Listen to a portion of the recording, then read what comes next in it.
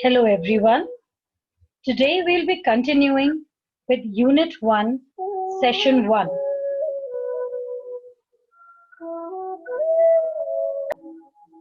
So in a previous video, we had discussed Session 1 Basics of Retailing, and we had covered the subtopics meaning and significance of retail business, what is organized and what is unorganized retailing, and we had talked about difference between organized retail and unorganized retail business. So last we had decided to discuss different types of retail business establishments in this video.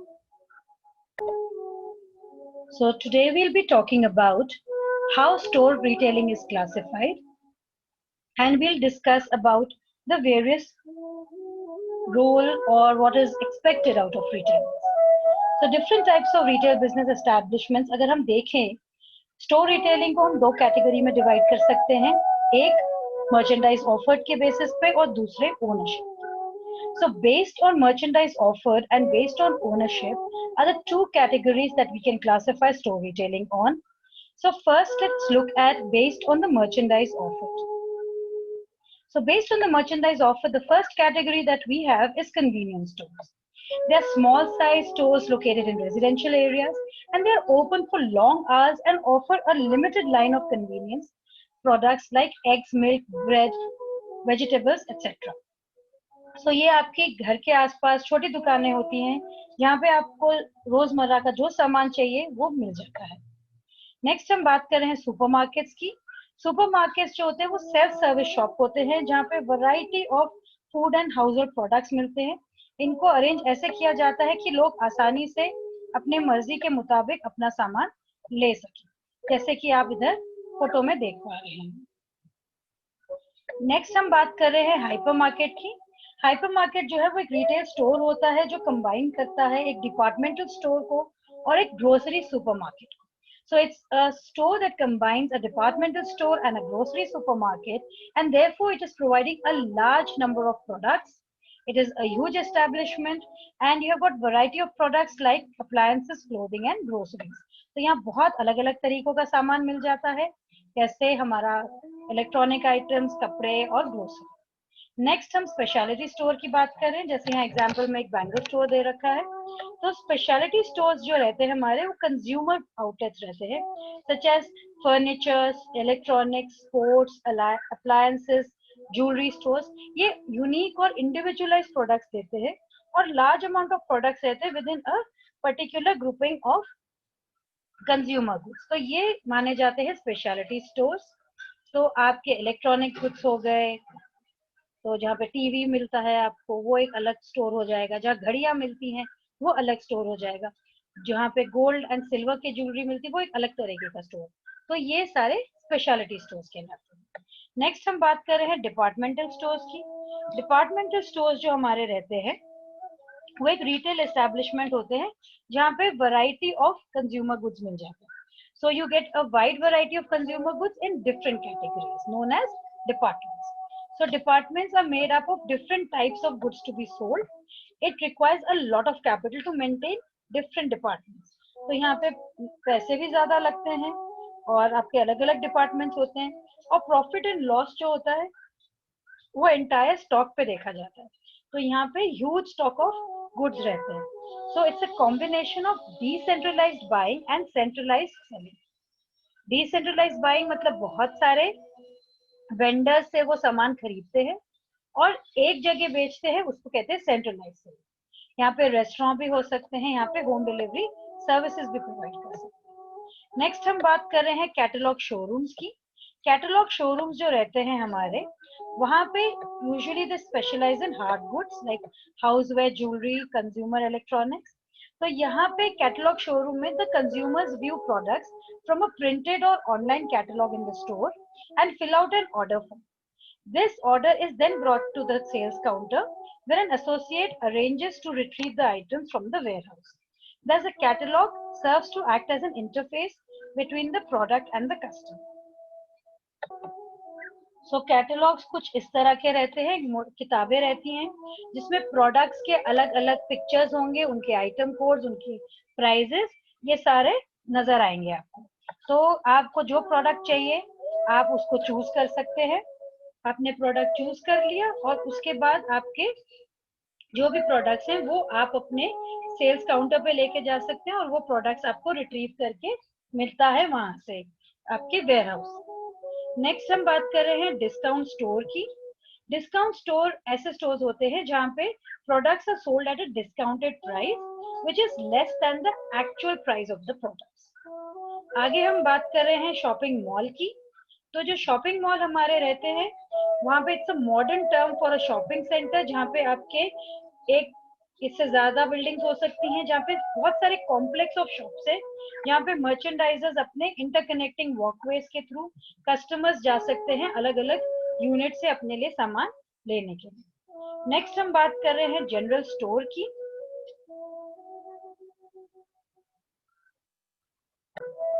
General store एक retail store रहता है एक छोटे town या गांव वाले इलाकों में, and it carries a wide variety of goods including groceries. तो यहाँ पे स्टेपल फूड आइटम जैसे मिल्क, ब्रेड, अलग अलग तरीके के various house hold goods, hardware, electrical supplies, ये सारे मिलते हैं। नेक्स्ट हम बात कर रहे हैं वेयर हाउस स्टोर की।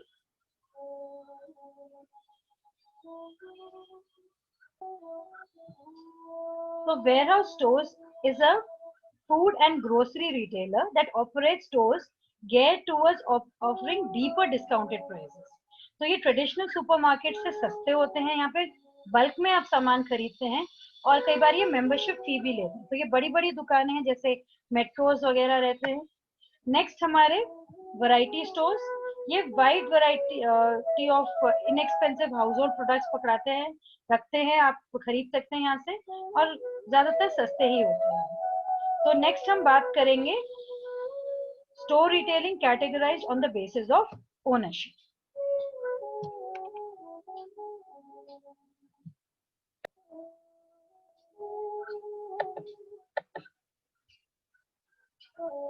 तो इंडिपेंडेंट रिटेलर है हमारा सबसे पहले बेस्ड ऑन ओनरशिप। ये स्मॉल बिजनेसेस रहते हैं owned and operated by individuals versus a corporation, और इसका डायरेक्ट कांटेक्ट रहता है कस्टमर्स के साथ। जैसे कि आप देख सकते हैं ये अपना किराना स्टोर या पान वाला या सब्जी की दुकान, तो ये जो है वो अपनी स्ट्रेटेजी खुद तैयार करते हैं अपने स्टोर लोकेशन और अपने प्रोडक्ट मिक्स को देखते हुए। तो अपने मर्जी से सजाएंगे, अपने मुताबिक सामान रखेंगे और कस्टमर्स को जैसे चाहिए वो खरीद के जाएंगे। नेक्स्ट हम बात कर रहे हैं कॉर्पोरेट रिटेल चेन की। ये रिटेल चेन एक ग्रुप ऑफ स्टोर्स रहते हैं, सेम काइंड ऑफ बिजनेस करते हैं अलग अलग लोकेशन में, उनका ओनरशिप सेम रहता है, मैनेजमेंट सेम रहता है। आपने देखा होगा दिल्ली जैसे शहर में बहुत जगह आपको बिग बाजार मिल जाएंगे। तो ईस्ट दिल्ली की अगर हम बात करें तो अभी आपके पास 4-5 स्टोर आसपास ही होंगे।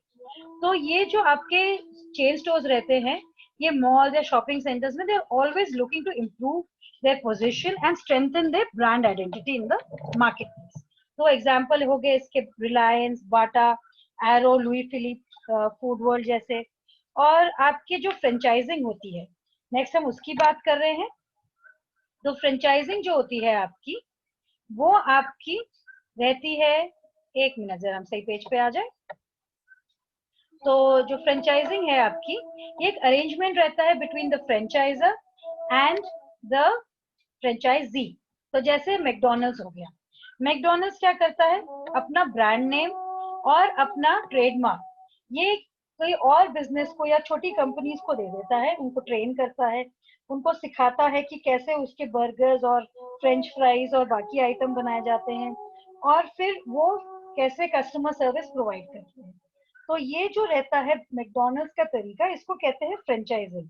ये अपना ब्रांड नेम, अपना ट्रेडमार्क किसी और बिजनेस को दे देते हैं और उनको राइट मिल जाता है to produce and market a good according to certain specifications. तो एग्जांपल हो गए मैकडोनल्ड्स के, पिज्जा हट के, वैन ह्यूसन के।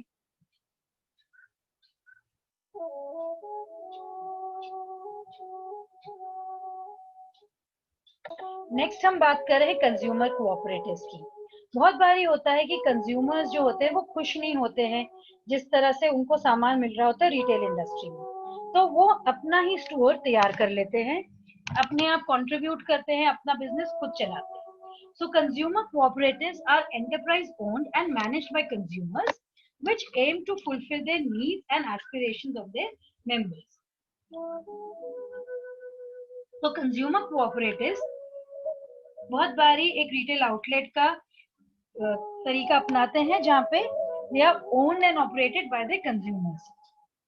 The customers or consumers of the goods or services of the cooperative, they are usually individuals who have provided the capital required to launch or purchase that enterprise. जैसे पहले super बाजार होते थे दिल्ली में, अपना बाजार इन मुंबई. तो अब हम बात कर रहे हैं अदर मॉडर्न रिटेलर्स. तो ई रिटेलर्स होते हैं हमारे. So e-retailing is a form of electronic commerce which allows consumers to directly buy goods or services from a seller over the internet using a web browser. तो हमारे examples हो गए जैसे इसके Amazon and Flipkart. तो यहाँ पे customers जो रहते हैं वो अपना ई रिटेलर के वेबसाइट में जाते हैं और उनको जो प्रोडक्ट पसंद है वो ले लेते हैं. सो consumers find a product of interest by visiting the website of the e-retailer directly or by searching among alternative vendors using a shopping search engine, which displays the same products availability across and pricing across different e-retailers. तो यहाँ पे Flipkart और Amazon ये payment ले लेते हैं online और delivery के टाइम पे ले लेते हैं और ये कस्टमर जो होता है उसको प्रोडक्ट डायरेक्टली मैन्युफैक्चरर से मिलता है. तो यहाँ पे कस्टमर्स को ध्यान रखना होता है कि कोई डिफेक्टिव प्रोडक्ट्स या नॉन सिक्योर ट्रांजैक्शन ना हो. नेक्स्ट हम बात कर रहे हैं वेंडिंग मशीन्स की.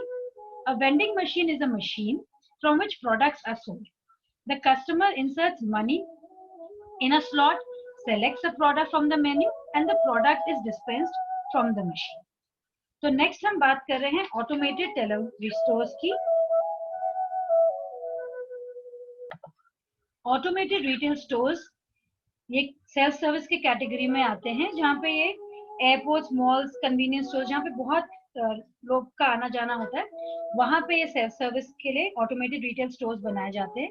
ये क्रेडिट कार्ड भी एक्सेप्ट करते हैं और ये 24 आवर्स खुले रहते हैं. तो आगे हम बात कर रहे हैं फंक्शंस ऑफ रिटेलिंग की.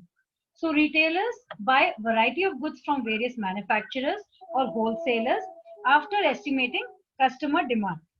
So thus a retailer provides a wide range of choice, enabling the consumers to select the products of their choice.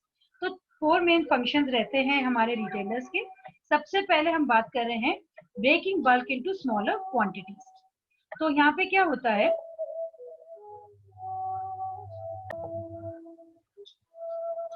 to reduce the cost of long distance transportation, producers क्या करते हैं कि अपने retailers को या middleman को large quantities दे देते हैं. तो ऐसे ही लार्ज क्वांटिटीज को रिटेलर्स पैकेज को ओपन करके कंज्यूमर्स को वो मच स्मॉलर क्वांटिटीज में देते हैं. तो जैसे आप देख सकते हैं कि बोरियां आती हैं चावल की, कंज्यूमर 1-2 किलो, 5 किलो, 10 किलो से ज्यादा लेके नहीं जाते. तो ये रिटेलर का काम रहता है to break bulk into smaller quantities. तो जैसे यहाँ पे भी आपके बिस्किट्स के पूरे बड़े बड़े पैकेट्स आते हैं, उसमें से एक एक निकाल के, या कैंडीज के, टॉफीज के आपके बॉटल्स में आते हैं और एक आधा टॉफीज लेके जाते हैं बच्चे. तो नेक्स्ट वो हम बात कर रहे हैं providing product information to customers. For retailers product knowledge can mean more sales. To effectively sell to a customer the retailer shows how a particular product will address his or her needs. तो यहाँ पे आपके कपड़ों के साथ matching, आपको क्या tie पहननी है, क्या कुर्ते के साथ कौन से मैचिंग पजामे हैं, ये सारे आपको इंफॉर्मेशन हेल्प करते हैं रिटेलर्स. साथ ही में जैसे अगर आपको कोई प्रोडक्ट लेना हो, जैसे मोबाइल फोन, आपको मोबाइल फोन में मालूम है आपको स्टोरेज चाहिए, आपको अच्छा कैमरा चाहिए, पर आपको ये नहीं मालूम आपको कौन सा मॉडल सूट करेगा. तो आपको डिफरेंट मॉडल्स बता के कस्टमर्स को अच्छे से समझा के उनके मनपसंद मोबाइल फोन रिटेलर्स दे सकते हैं. नेक्स्ट हम बात कर रहे हैं प्रोवाइडिंग कस्टमर सर्विसेज की. Good customer service means helping customers efficiently and in a friendly manner. तो यहाँ पे आपके सर्विसेज जो रहते हैं वो फ्री होम डिलीवरी के भी हो सकते हैं, गिफ्ट रैपिंग के भी हो सकते हैं, क्रेडिट फैसिलिटी के भी हो सकते हैं एंड आफ्टर सेल सर्विसेज के भी. तो ये एसेंशियल रहता है कि आप कस्टमर्स के जो भी इश्यूज हैं उसको अच्छे से आप हैंडल कर सकते। तो आपका कन्वीनियंट और comfortable and pleasant shopping experience रखना होता है कंज्यूमर्स के लिए। तो रिटेलर का एम ये रहता है कि जो प्रोडक्ट है कस्टमर्स को कन्वीनियंटली अवेलेबल हो। कन्वीनियंस में क्या होता है? स्पीड है, about being in the right place at the right time and delivering everything जो कस्टमर को चाहिए वही उसको मिले। तो सेल्स तब बढ़ते हैं जब आपका शॉपिंग एनवायरनमेंट फ्रेंडली और प्लेजेंट हो। तो warm welcome from the owner, exceptional customer service, right product, soft music, proper lighting, space, easy movement, well dressed employ, ये सबसे बहुत फर्क पड़ता है। तो हमारे जो प्रोड्यूसर्स होते हैं उसको भी फीडबैक देते हैं रिटेलर्स। तो जो प्रोडक्ट कस्टमर्स खरीद रहे हैं, अगर नहीं खरीद रहे हैं तो क्यों नहीं खरीद रहे हैं, अगर उन्हें अच्छा लग रहा है तो ज्यादा बिक रहा है। तो ऐसे फीडबैक यूजर्स जो देते हैं रिटेलर्स को, वो प्रोड्यूसर्स को वापस देते हैं और उससे प्रोडक्ट इंप्रूव होता है। So due to this first hand interaction, retailers have a good understanding of the customer's need. तो ये फीडबैक के तौर से प्रोड्यूसर्स के साथ शेयर करते हैं। तो अब हम आ जाते हैं what are the essential requirements of retailers. सबसे पहले तो establish the shop where customers are attracted, जहां पे आपके ग्राहक आए वहां पे दुकान खोलिए। Stock the goods which are needed by the customers, जो लोगों को चाहिए, जो आपके ग्राहक को चाहिए वो सामान आप रखेंगे। Sell quality goods at competitive price, जो भी आपके प्रोडक्ट्स हैं उसको रीजनेबल प्राइसेस पे, जो आपके आसपास के रिटेलर्स हैं उनके हिसाब से सही दामों पे आप बेचेंगे। लेटेस्ट ट्रेंड्स जो है मार्केट के वो भी आप देखेंगे, अप टू डेट रहेंगे आप उसके साथ। विंडो और काउंटर डिस्प्ले आपका अच्छा होना चाहिए और ऑलवेज आप कस्टमर्स के लिए एक्सेसिबल होने, तैयार होने उनको हेल्प करने के लिए। तो नेक्स्ट हम बात कर रहे हैं रिटेलर सर्विसेज टू कस्टमर्स।